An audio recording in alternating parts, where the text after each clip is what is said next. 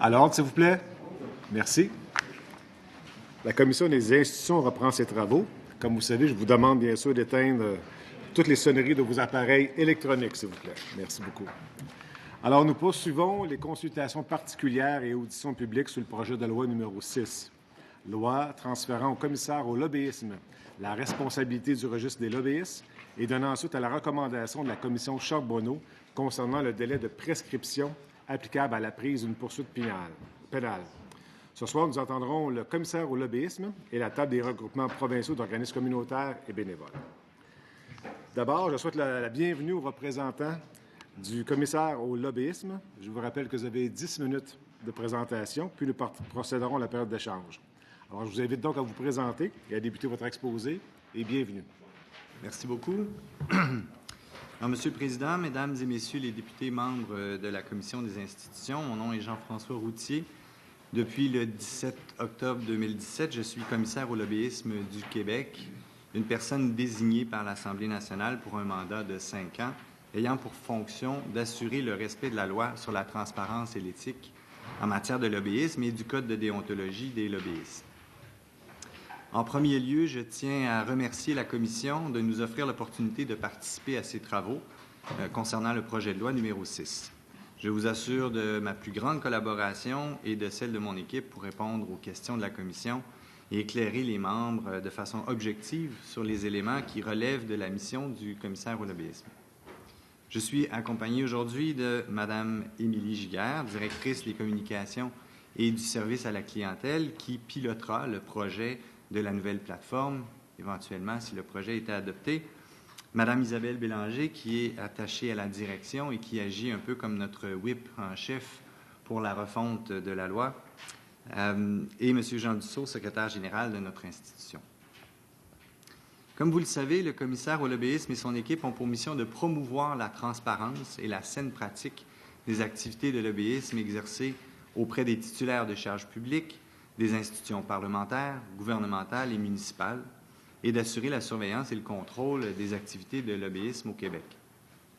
C'est donc avec enthousiasme que nous participons aujourd'hui aux auditions tenues par la Commission concernant ce projet de loi. Le résultat concret de ce projet, s'il est adopté, est attendu depuis notre institution depuis de très nombreuses années. En premier lieu, en confiant la responsabilité du registre au commissaire, nous pourrons créer une nouvelle plateforme moderne et efficace pour toutes les parties prenantes. Cet outil, qui vise à concrétiser la transparence des activités de lobbyisme dans une nouvelle ère des communications, sera repensé, modernisé et simplifié en s'inspirant des plateformes et d'applications conviviales comme celles des médias sociaux. L'expérience utilisateur sera au cœur de notre vision. Le développement d'une nouvelle plateforme qui tient compte des besoins de tous les utilisateurs nous apparaît depuis longtemps l'un des facteurs de réussite et de modernisation du régime d'encadrement des communications d'influence au Québec. Elle sera en quelque sorte la locomotive qui devrait nous mener collectivement vers un régime plus simple, clair, pertinent et efficace. En second lieu, quant au prolongement du délai de prescription, cet élément apporte des améliorations importantes pour l'ensemble des parties prenantes. La correction d'une anomalie dans notre loi, l'expression d'une volonté claire d'assurer la cohérence avec d'autres régimes similaires au Québec et une meilleure capacité pour notre organisation et notre partenaire, la directrice des poursuites criminelles et pénales, d'accomplir notre travail respectif de surveillance et de sanction des infractions à la loi de façon plus efficiente.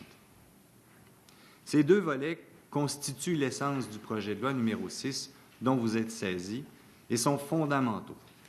Ils rejoignent également les volontés exprimées par mes prédécesseurs et par les ministres responsables de la loi au cours des années pour améliorer notre régime d'encadrement. Je remercie donc le gouvernement et la ministre de la Justice d'avoir donné suite rapidement à notre demande de procéder avec ces changements à la loi dans l'attente d'une réforme plus globale. À ce sujet, comme je m'y suis engagé, je proposerai ce printemps un énoncé de principe fondé sur les meilleures pratiques nationales et internationales, considérant le contexte québécois. Par cette démarche, je souhaite alimenter la réflexion des parlementaires sur l'avenir de notre régime d'encadrement du lobbyisme et, humblement, tenter de mener vers un consensus à cet égard. Je tiens finalement à remercier tous les parlementaires et les intervenants avec qui nous avons eu le plaisir d'échanger depuis le début de mon mandat pour leur contribution à notre réflexion et leur ouverture à discuter des enjeux reliés à la loi sur la transparence et l'éthique en matière de lobbyisme. Ces rencontres nous ont démontré l'appui aux changements proposés par le projet de loi numéro 6, ainsi que l'intérêt, surtout l'intérêt, envers la transparence et le sain exercice des communications d'influence au Québec. Nous avons pu entendre les représentations effectuées devant la Commission depuis ce matin et constatons que la plupart des intervenants est favorable aux modifications proposées par le projet de loi, tout en exprimant certaines inquiétudes que nous devrons nécessairement considérer. Nous avons également entendu le message porté par ces intervenants quant aux besoins des utilisateurs et aux bénéfices attendus du nouveau système. Notre priorité ira à satisfaire ces besoins et nous y arriverons par la mise en œuvre de notre vision. Quelques observations sur le projet de loi en particulier. Nous avons déposé un mémoire auprès de la Commission afin de consigner nos observations et sous réserve des questions que vous pourriez avoir ou souhaiter aborder avec nous, je vais me limiter à quelques éléments que nous avons mis en relief dans ce mémoire, sans reprendre évidemment en détail les commentaires du mémoire. D'entrée de jeu, je tiens à préciser, je sais que la ministre l'a fait à plusieurs reprises, que ce projet de loi ne vise pas à réformer l'encadrement du lobbyisme au Québec, ni à étendre la portée de la loi actuelle. Il s'agit, pour le premier volet, d'un projet de loi de nature technique qui vise le transfert de la responsabilité du registre des lobbyistes dans le but de le remplacer par une plateforme technologique moderne et pour le second volet d'un ajustement au délai de prescription des infractions pénales conformément aux recommandations de la Commission Charbonneau. Concernant le transfert du registre, je tiens à souligner les éléments suivants. Pour des motifs de mise en œuvre très rapides, en raison du contexte d'adoption de la loi en 2002, l'administration du régime a été confiée à deux entités distinctes, le commissaire et le conservateur que je salue, dont les missions, bien que complémentaires, ne visaient pas nécessairement les mêmes finalités et ne relevaient pas de la même autorité. Dans le premier cas, l'Assemblée nationale et dans le second cas, le ministre de la Justice. Cette double administration a créé de la confusion auprès des parties prenantes. Vous avez entendu des commentaires à cet effet aujourd'hui, tout en limitant notre capacité, comme commissaire au lobbyisme, d'apporter les améliorations technologiques et techniques au registre au fil des années. Plusieurs éléments du processus d'inscription, de traitement des mandats, vous en avez encore une fois entendu parler longuement aujourd'hui, ont nui à la diffusion en temps opportun des activités de lobbyisme. Ces facteurs sont devenus, en bout de piste, les principales sources de critiques contre le régime actuel, comme l'ont souligné plusieurs intervenants devant cette commission. Pardon. Depuis 2002, tous les rapports déposés aux autorités ont recommandé de confier l'administration du registre au commissaire, selon ce qui existe dans la majorité des juridictions canadiennes, et il est, à notre avis, urgent de remplacer le registre par une nouvelle plateforme qui permettra de maintenir l'adhésion au régime et de favoriser un meilleur respect de la loi. Notre vision de la future plateforme, que je pourrai élaborer davantage plus tard, est reproduite en annexe de notre mémoire, fait déjà l'objet de travaux de consultation avec le service des registres de l'État, avec lequel nous travaillons depuis 2017. Nous croyons donc être en mesure de construire une nouvelle plateforme dans un délai raisonnable qui changera l'expérience utilisateur.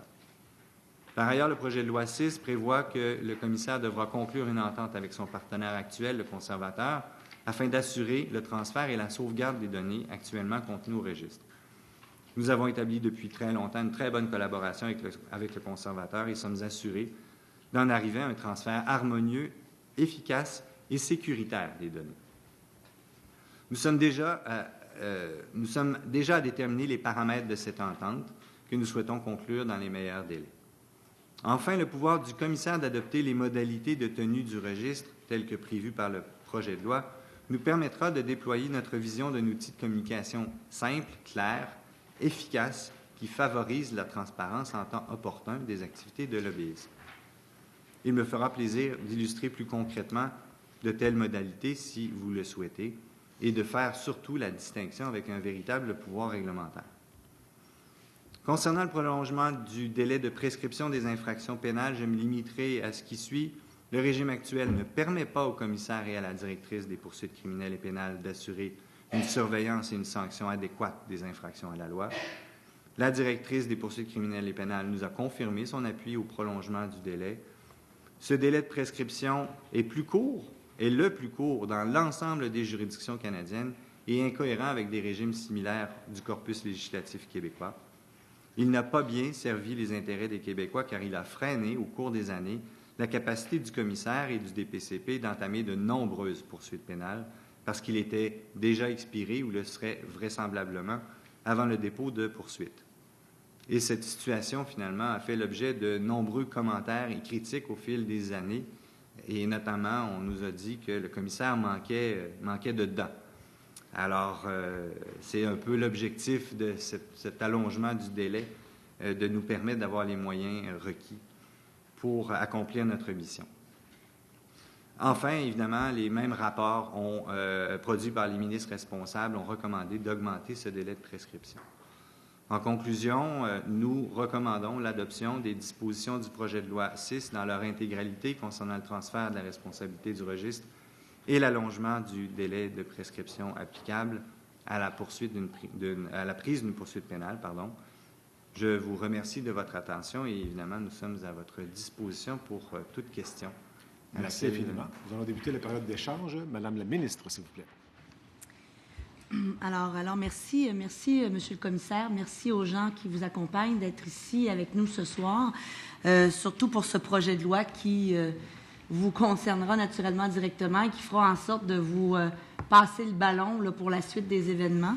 Vous l'avez bien dit, bien fait de le préciser. Je le reprécise encore. Effectivement, ce projet de loi-là, ce sont que les premiers jalons. C'est avec une portée beaucoup plus technique. Nous avons entendu plusieurs groupes. Vous étiez présents ce matin qui nous font part de plusieurs autres préoccupations qui pourront, j'en suis certaine, être regardées pour vous et peut-être soulignées ou soulevées ou répondues, ces attentes-là, ces préoccupations-là, dans une réforme plus globale et dans les énoncés de principe qu'on aura le plaisir de lire au printemps quand vous aurez déposé votre rapport.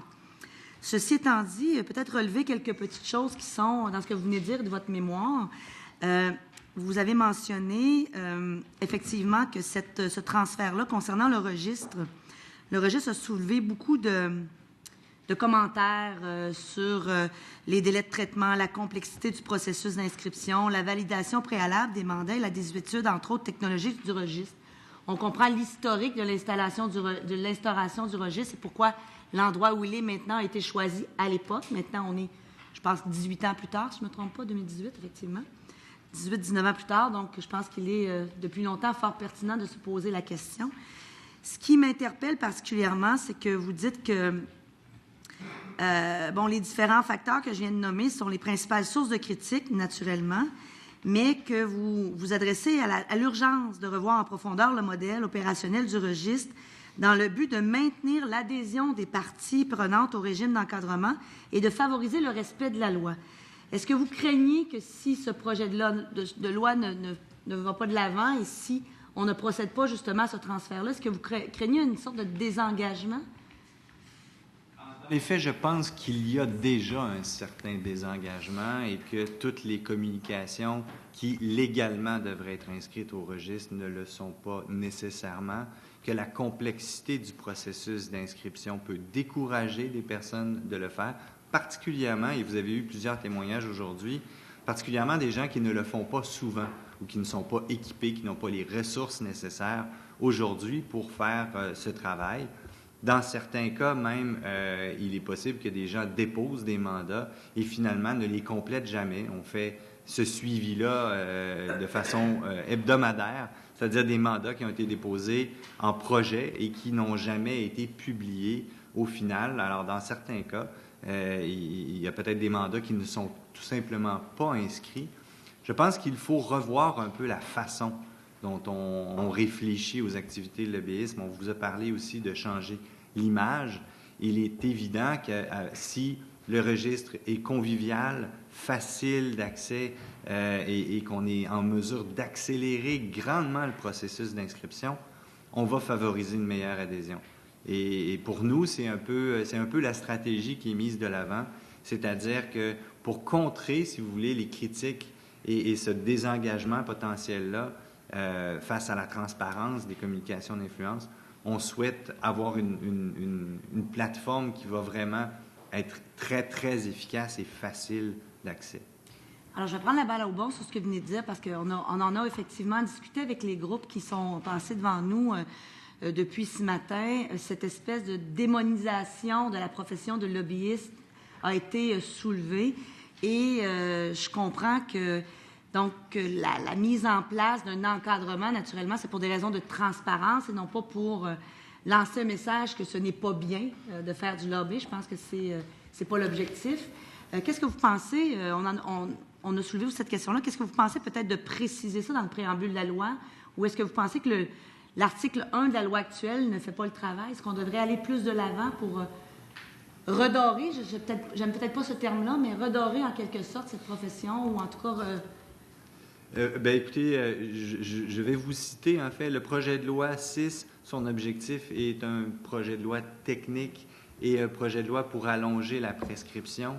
Je vous ai promis, et nous allons tenir promesse, nous allons déposer un diagnostic complet de la loi, ainsi qu'un énoncé de principe avant la fin de la session parlementaire, idéalement avant. Et on est dans les derniers milles de ce travail-là. On a travaillé depuis 1 an. On a rencontré des dizaines et des dizaines d'intervenants, des élus, des titulaires de charges publiques, des lobbyistes. On a un comité aviseur qui nous accompagne là-dedans. On a fait affaire avec des experts à l'externe. On a lu à peu près tout ce qui s'est écrit en matière de lobbyisme dans le monde dans les dernières années. Et on a fait appel à la chaire de l'Université Laval pour faire une recherche complètement indépendante sur différents éléments.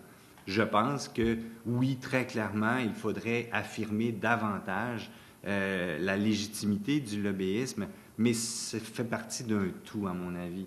Il y a bien d'autres éléments dont on pourrait discuter et évidemment, ça me fera plaisir de vous en parler, mais je pense que ce n'est pas le forum dans ce projet de loi d'aller faire des modifications, par exemple, au préambule de la loi actuelle. Parce que ce faisant, oui, on va atteindre un objectif qui est tout à fait louable, mais on ne réglera pas tous les enjeux de l'encadrement du lobbyisme au Québec. Et ce ne sont pas que des changements de cette nature-là qui vont rendre, comment je dirais, sa noblesse au lobbyisme. On a besoin peut-être de faire un exercice beaucoup plus complet. Parfait. Donc, revenons effectivement à nos moutons et parlons du transfert du registre. La majorité des groupes se sont prononcés en faveur, naturellement, de ce transfert-là. Plusieurs des raisons étant celles que vous avez énoncées, naturellement, dans votre énoncé, dans votre mémoire, les difficultés techniques, technologiques, le manque de facilité d'accès au registre. Et beaucoup des groupes favorables nous ont mentionné également qu'ils espéraient, parce que, à moins que je me trompe, nulle part dans le projet de loi, il y a une obligation de moderniser le registre. On parle d'un transfert. Donc, ils ont souhaité que ce transfert-là et ce transfert de données, donc d'un registre à l'autre, d'une plateforme à l'autre, mène nécessairement à une modernisation, une simplification. Est-ce que ça fait partie, effectivement, de vos intentions, bien que le projet de loi ne le mentionne pas? Alors, je pourrais vous confirmer qu'il n'est aucunement question de reprendre la technologie actuelle. Au contraire, on va vouloir développer une technologie qui est complètement différente. On veut que les gens perçoivent les activités de lobbyisme comme un dialogue. Oui, il y a un dialogue citoyen qui doit être libre, mais il y a aussi un dialogue avec les représentants de l'État, avec les titulaires de charges publiques. Et on regarde ce qui se fait aujourd'hui. Je vous donne mon exemple fétiche. Vous allez sur LinkedIn, vous allez sur des plateformes, que ce soit Facebook ou d'autres, où on voit cet échange. Et je pense qu'en créant un régime différent, axé vraiment sur de l'information qui est facile à inscrire, facile à trouver, et avec des listes déroulantes. On a donné énormément l'exemple aujourd'hui concernant la liste des ministères et organismes. Sachez que c'est clairement une des choses qu'on va faire. On va s'assurer que la liste des ministères et organismes se mettra à jour toute seule, mais ce n'est pas tout. Et évidemment, je vous invite à regarder la vision qu'on a énoncée de la future plateforme. Le simple fait qu'on utilise le terme plateforme dans la loi m'apparaît quand même intéressant, mais s'il faut absolument préciser qu'on aura un régime simple et efficace, je n'ai pas d'objection parce que c'est clairement notre objectif et c'est ce qui est exprimé aussi dans notre vision à la toute fin de notre mémoire. Merci. Plusieurs ont émis également la préoccupation du fait que la ministre, dans le projet de loi, vous transfère un certain pouvoir réglementaire ou abdique un certain pouvoir réglementaire au bénéfice du commissaire au lobbyisme, entre autres celui, justement, de régler les modalités du registre. Parce que je pense qu'il faut dire d'entrée de jeu que le pouvoir qui est transféré au commissaire n'est pas de fixer les besoins, fixer les demandes de ce qui doit apparaître dans le registre, mais plutôt la forme et non pas le fond, je vais dire de cette façon-là. Dans le projet de loi actuel, on prévoit qu'en cas d'exercice de ce pouvoir qui est transféré au commissaire, 45 jours sur un site Internet de consultation, donc qui viendrait, si vous voulez, se calquer un peu sur la consultation réglementaire, mais on s'entend dans une forme beaucoup plus simplifiée, semblait soulever quelques préoccupations pour les groupes qu'on a entendus. Peut-être en deux temps, il y a le transfert de la plateforme A, c'est-à-dire la plateforme actuelle, le registre actuel, à la plateforme B, celle qui va faire l'objet du transfert, vers laquelle on va transférer les données. Pensez-vous ou aviez-vous l'intention de consulter de façon différente ou plus que le 45 jours prescrit par la loi, les groupes qui sont les usagers, si on veut, du système pour tester un peu avec eux ce que vous entendez faire et voir si ça répond à leurs attentes et à leurs besoins, effectivement. Alors, écoutez, là-dessus, c'était déjà dans nos plans à nous, mais on n'a pas écrit ça nulle part, d'avoir un comité aviseur qu'on souhaite composer d'utilisateurs. Donc, on parle évidemment de lobbyistes actifs, on parle aussi de titulaires de charges publiques, on parle aussi de journalistes. Donc, on souhaiterait avoir un comité comme celui-là qui va nous accompagner. Oui, on parle des modalités, mais je pense qu'on doit être accompagné depuis le tout début de la construction de la plateforme pour s'assurer qu'on rencontre cette obligation qu'on se met de répondre aux besoins des utilisateurs. Alors, nous allons souhaiter avoir un tel comité aviseur. On a déjà un comité consultatif qui nous accompagne dans plusieurs modifications. On va maintenir ce comité-là, mais on souhaitera aussi avoir un comité plus technique, un comité aviseur plus technique pour si vous voulez, les paramètres, le paramétrage de la future plateforme. C'est un peu la même chose pour les modalités. Mais si vous me permettez, concernant les modalités et ce qui est prévu par le projet de loi, très honnêtement, nous ne percevons pas ça comme étant un pouvoir réglementaire. D'une part, on a insisté pour que le pouvoir réglementaire qui est prévu présentement à l'article 66 de la loi demeure un pouvoir réglementaire du gouvernement et qu'il maintienne l'ensemble des modalités du pouvoir réglementaire.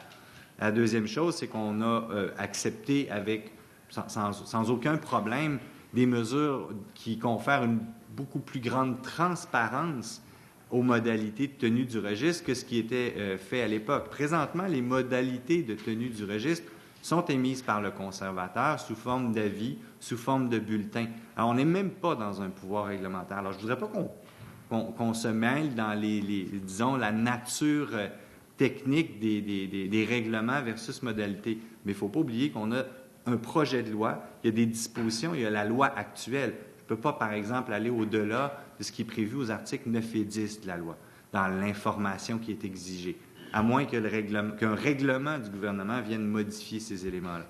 Par contre, les modalités, ce sont des aspects techniques, des aspects de transfert de données, des aspects comment entrer l'information dans le nouveau registre. On est beaucoup plus dans des modalités administratives et techniques que dans un pouvoir réglementaire d'ordonner des choses et de sanctionner sur cette base-là.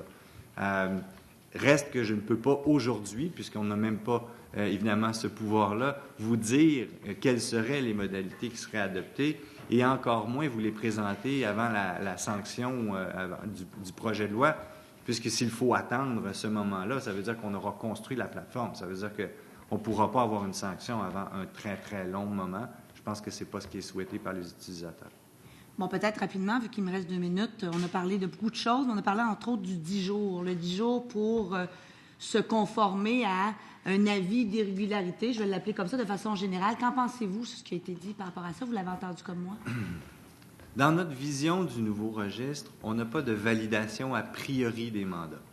Ça, ce que ça veut dire, c'est que l'information peut être publiée en temps réel. Au moment où le lobbyiste inscrit son mandat, cette information-là devient instantanément disponible aux citoyens, sous forme peut-être préliminaire, avec un certain délai pour venir modifier cette information-là. Ce que ça veut dire, en bout de piste, c'est que nous, ce qu'on souhaite, c'est une plateforme qui ne nécessitera pas, même pas les 10 jours pour faire la mise à jour de l'information et qui va surtout pouvoir informer en temps réel la personne lorsqu'elle rédige son mandat ou après un certain délai, qui va pouvoir avoir des fonctionnalités, si vous voulez, de notification, comme on en voit partout dans les outils informatiques qu'on utilise à tous les jours. Donc, ces notifications-là vont pouvoir informer la personne qu'il y a des manquements dans l'information à son mandat et pourra les corriger. Est-ce que le délai de 10 jours est suffisant? Je crois que oui. Est-ce que s'il y avait un enjeu réel, je ne pense pas que l'objectif non plus, c'est de sanctionner sur les premiers mois ou les premiers éléments qui vont ressortir une fois qu'on va avoir une nouvelle plateforme. 30 secondes pour conclure. Monsieur le député Langava, vous avez 30 secondes. J'aime pas me répéter, sauf que je l'ai dit tantôt, le mot transparence, ça revient souvent. Vous êtes en poste depuis 18 mois. Est-ce que c'est un problème? Non. Très honnêtement, je ne crois pas que la transparence est un problème. C'est c'est un bien précieux dont il faut s'occuper. Et on va perdre de la transparence, on perd de la transparence, notamment à cause de notre outil qui est censé, si vous voulez, incarner la transparence au Québec. Mais les citoyens ne le consultent pas et les gens le trouvent trop difficile à utiliser. Alors, on va y perdre si on ne s'en occupe pas. Mais je ne pense pas qu'on a un réel problème de transparence dans le cadre du projet de loi 6. En plus, ce n'est pas ça véritablement dont on souhaite discuter. Ce sera vraiment dans le cadre de la refonte où on pourra se questionner beaucoup plus longuement sur ces éléments-là. Merci beaucoup. Merci beaucoup. Je me tourne vers le député de Lafontaine, s'il vous plaît. Merci beaucoup au commissaire au lobbyisme d'être présent ici, que les personnes qui l'accompagnent. Vous parlez donc d'une nouvelle, évidemment, plateforme technologique dans votre mémoire. Avez-vous une analyse des coûts? Ça engagerait quel coût? De quoi parlons? De combien parlons-nous? En fait, depuis 2017, on a collaboré avec le secteur des registres de l'État, qui est au ministère Travail, Emploi, Solidarité sociale. À l'époque, c'était dans le cadre du projet de loi 56 où on a monté une étude d'opportunité pour la réalisation d'une nouvelle plateforme. On est reparti de cette base-là il y a quelques mois. On est en train de faire la mise à jour de cette étude et les coûts qui sont avancés présentement, en fait, il y a différentes étapes à franchir dans la construction d'une nouvelle plateforme. Les coûts présentement qui sont avancés sont de l'ordre de 480 000 pour, si vous voulez, réaliser une étude de projet complète où on va avoir identifié les solutions technologiques et ensuite un développement de la plateforme qui pourrait varier entre 1,4 et 2,3 ou 2,8 millions de dollars.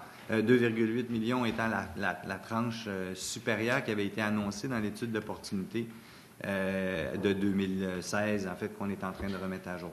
Et est-ce que le délai de 30 mois tient la route? Est-ce qu'il n'y a pas moyen de faire ça plus court?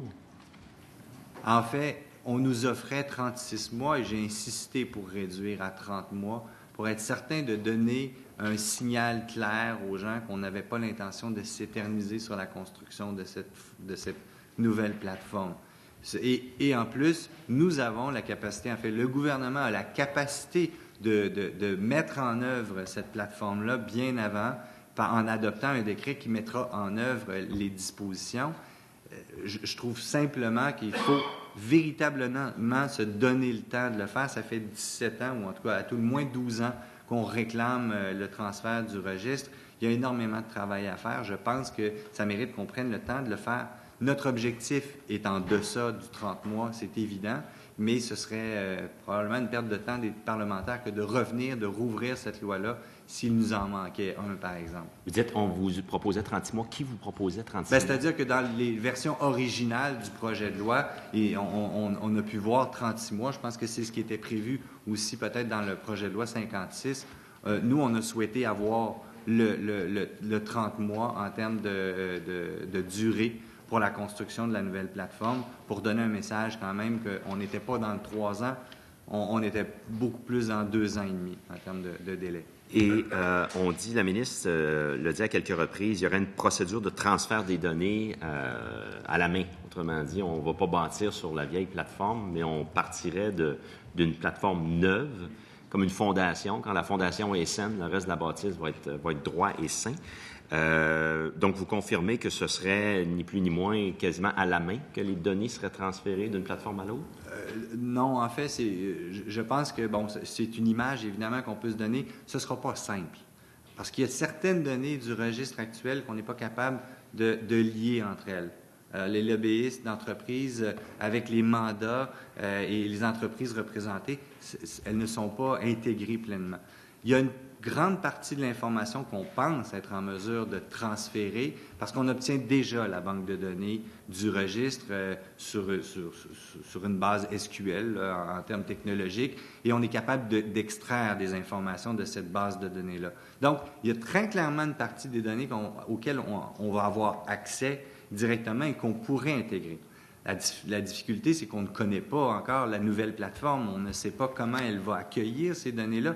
On ne sait pas non plus comment on voudra organiser cette information-là. Parce que présentement, vous avez un très long texte de mandat. Comment on va vouloir disséquer cette information-là pour qu'elle soit conviviale, qu'elle soit facile à lire. Donc, si vous voulez, les paramètres de la nouvelle plateforme vont être très importants dans cette décision et dans cette faculté de transférer aisément les données. Mais s'il faut véritablement embaucher des gens pour compléter ce travail-là pendant quelques mois, on le fera pour s'assurer que toute l'information sera transférée. Est-ce que donc, faire du pouce sur ce que vous venez de dire, est-ce qu'il est déjà acquis que de l'expertise externe sera requise et embauchée? Dans l'état actuel des choses, on a embauché quelques ressources internes. Évidemment, puis certains vous l'ont souligné, nous relevons de l'Assemblée nationale. Nous sommes donc financés par l'Assemblée nationale et on ne pourra pas réaliser ce projet-là si l'Assemblée nationale ne nous accorde pas les ressources nécessaires pour y arriver. On aura nécessairement besoin d'avoir recours à des experts. On fait déjà affaire avec le secteur des registres de l'État.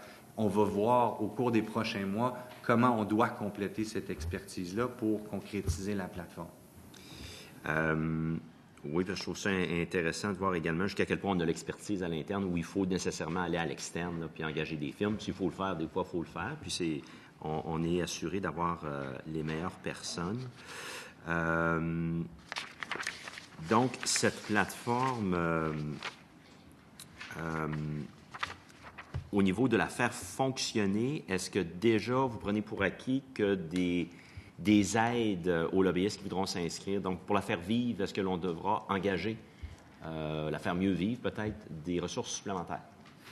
Oui, tout à fait. En fait, la plateforme devra venir avec certaines ressources. Si on se fonde sur le rapport annuel qui a été déposé par le conservateur, il y a à peu près 9 ETC, si vous voulez, en langage, qui sont présentement employés à faire fonctionner le registre. Est-ce que alors, c'est un peu ce qu'on a présenté dans nos prévisions budgétaires, c'est entre 8 et 10 employés qui seront affectés au registre. Il y a toute la portion construction, évidemment. Ensuite, il y a toute la portion service à la clientèle. Et c'est là qu'on aura besoin d'un support à plus long terme. Alors, ça ne veut pas dire des ressources embauchées demain matin pour construire. On va avoir accès à différentes autres ressources, mais on va en avoir besoin certainement à plus long terme pour donner le service clientèle, pour, si vous voulez, qui est déjà accordé et assuré par le conservateur. Donc, nécessairement, oui, des ressources additionnelles seront nécessaires. Je veux laisser du temps, puis je vous remercie pour vos réponses à ma collègue de poser quelques questions. Dernière question, vous avez entendu un peu ce qui a été dit aujourd'hui par rapport à tout le secteur santé des gens qui, peut-être par mégarde, PL10, PL20, auraient été inclus, puis que c'était plus ou moins l'intention du législateur. Quelle est votre idée par rapport à ça? On se disait que c'était pas réellement l'intention du législateur d'inclure toutes ces personnes et que ça alourdissait le système. Y voyez-vous là, nous, s'il faut le faire, une occasion de fermer cette porte-là? Encore une fois, je vais vous donner un peu la même réponse que j'ai donnée à la ministre tout à l'heure. Je pense que ce n'est pas l'objet du projet de loi 6 et je pense que cette réflexion-là mérite d'être faite de façon beaucoup plus globale parce qu'on peut se questionner aussi sur le fait que le secteur de l'éducation n'est pas visé par la loi, que ces deux secteurs-là ont été exclus en 2002 et qu'aujourd'hui, oui, la santé a été ramenée dans ce giron-là, alors qu'on a des élus du secteur de l'éducation qui ne sont toujours pas visés par la loi. Donc, est-ce qu'en faisant ça, est-ce qu'en faisant ce débat-là sur la santé aujourd'hui, on ne vient pas outrepasser un peu le mandat du projet de loi 6? Et cette réflexion-là aussi, je pense qu'elle doit aller plus loin. Il faut se questionner sur les activités. Donc, j'aurais tendance à faire ça dans un deuxième débat. Merci. Madame la députée de Notre-Dame-de-Grâce, il vous reste 2 minutes. Peut-être je vais continuer là-dessus parce que vous avez tout de suite au début parlé d'énoncés de principe peut-être que vous pourriez faire. Donc l'idée c'est, parce qu'on parlait, est-ce qu'il faudrait rajouter des éléments dans le préambule, parce que je pense que l'idée c'était, parce qu'on parle de s'enregistrer, justement, du registre, peut-être c'est l'occasion de dire c'est une bonne chose, pourquoi c'est une bonne chose. Mais ce que vous dites, et on comprend, c'est beaucoup plus vaste et large. Et donc, il faudrait peut-être faire une réflexion beaucoup plus large, mais qu'on ne perde pas de vue. C'est peut-être ces genres d'énoncés qui font partie de la vision parce qu'il faut sensibiliser la population par rapport à l'exercice de lobbyisme. C'est tout à fait légitime, etc. Donc, c'est un peu... Donc, si je comprends bien, vous voulez comme engager comme une discussion peut-être plus large pour réfléchir, c'est ça, énoncer de principe, peut-être expliquer ce que vous avez en tête. Oui, tout à fait.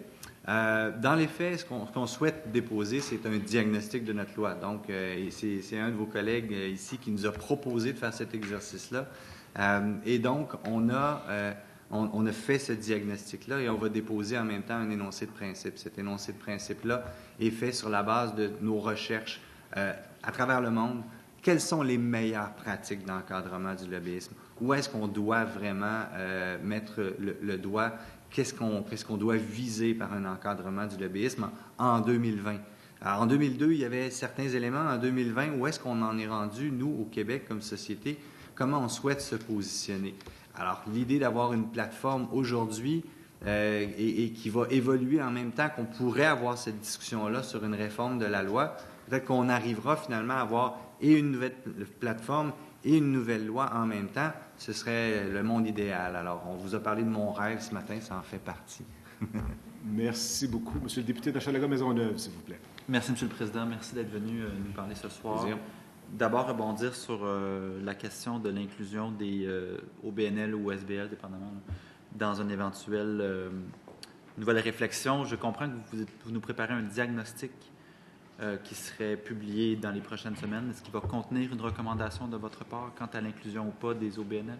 En fait, le diagnostic et l'énoncé de principe, notre objectif, c'est de le déposer directement à l'Assemblée nationale, donc de rendre public l'ensemble de ces travaux. En fait, on va le déposer probablement au président de l'Assemblée nationale qui pourra le partager avec l'ensemble des députés et de demander que ces éléments-là soient étudiés en commission, qu'on ait véritablement un échange, une discussion. Les OBNL, l'encadrement des OBNL dont on a fait largement état aujourd'hui, n'est, selon moi, qu'un des éléments qui doivent faire l'objet de cette discussion-là.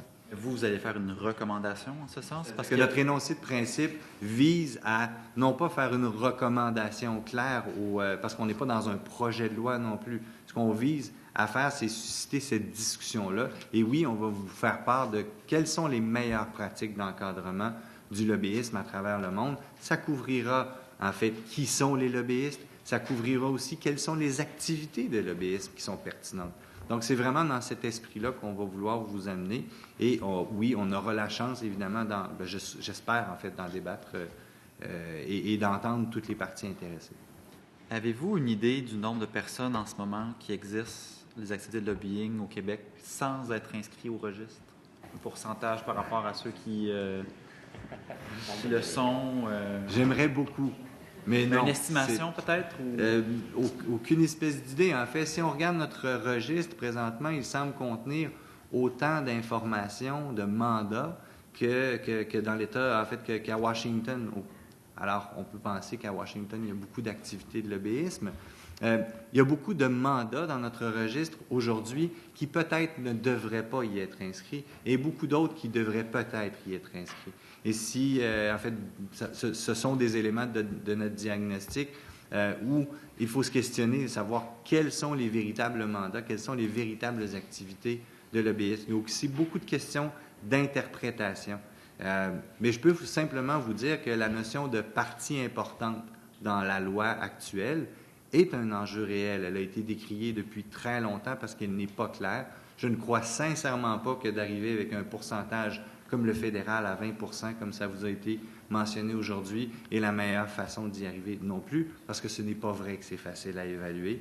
Et ça veut dire aussi qu'on accepte d'emblée comme société que 20 % des activités de lobbyisme ne sont pas transparentes. Alors, mais ça fait partie, je pense, du débat plus large qu'on devra avoir. Je me ramène toujours, évidemment, au transfert du registre et aux sanctions pénales. Merci beaucoup, Monsieur le député de Chamédé, s'il vous plaît. Merci, M. Routier et les gens qui vous accompagnent. J'étais un peu, je dirais pas sceptique, mais je vais dans le sens de la question de mon collègue d'Hochelaga-Maisonneuve. On va travailler sur un projet de loi, le projet de loi 6, qui va amener une nouvelle plateforme. On ne sait pas vraiment si on a toutes les inscriptions, si on n'a pas toutes les inscriptions. En partant du moment où on travaille sur une nouvelle plateforme, ça va être difficile qu'on puisse intervenir. On en a pour maximum 30 mois. Ça pourrait aller à 24 mois. Vous nous arriverez dans les prochaines semaines avec un rêve, une vision idéaliste de vers quoi on devrait aller. Ça pourrait-il arriver que dans le champ, les gens se disent « Bon, mais qu'ils se fassent une idée, là, bon, on s'inscrira ou on attendra la nouvelle plateforme, ça a l'air d'être bien trop compliqué. » Puis de toute façon, on ne sait pas, puis ils n'ont pas l'air à le savoir si on est inscrit ou on n'est pas inscrit. Rassurez-moi. Écoutez, c'est un bon mandat quand même que vous me donnez. Je pourrais vous dire simplement que même s'il n'y avait pas de réforme de la loi, même si on ne rediscutait pas des activités de lobbyisme, de la définition, de la santé, de l'éducation, des OBNL, etc., même si ça ne se faisait pas, et d'ailleurs, ça ne s'est pas fait depuis 17 ans, je pense qu'il faut quand même transformer notre plateforme pour avoir un outil qui est véritablement efficace et qui va permettre la transparence véritable des activités de lobbyisme. Notre loi actuelle, elle n'est pas si mauvaise que ça. Parce qu'on s'est questionné à savoir, est-ce qu'on peut l'améliorer? Mais il y a de très bonnes choses dans notre loi actuelle. Le fait qu'on vise les municipalités, qu'il n'y ait qu'une seule institution qui relève de l'Assemblée nationale, ça, c'est un des éléments qui vous dirais, qui m'a interpellé cet après-midi, de voir cette espèce de méfiance ou de crainte par rapport au pouvoir qu'on allait donner au commissaire au lobbyisme. Nous sommes une personne désignée, on relève directement de l'Assemblée nationale. Je pense qu'il y a là, en tout cas, à mon avis, de quoi rassurer. Mais même si on n'y arrivait pas à faire cette réforme de la loi, je pense que ça demeure impératif qu'on se donne un outil moderne pour, à tout le moins, mettre en œuvre la loi actuelle. Merci beaucoup sur ces bonnes paroles. Je vous remercie encore une fois de votre travail, votre exposé aujourd'hui. Je vais suspendre les travaux pour quelques instants pour accueillir le prochain groupe. Merci.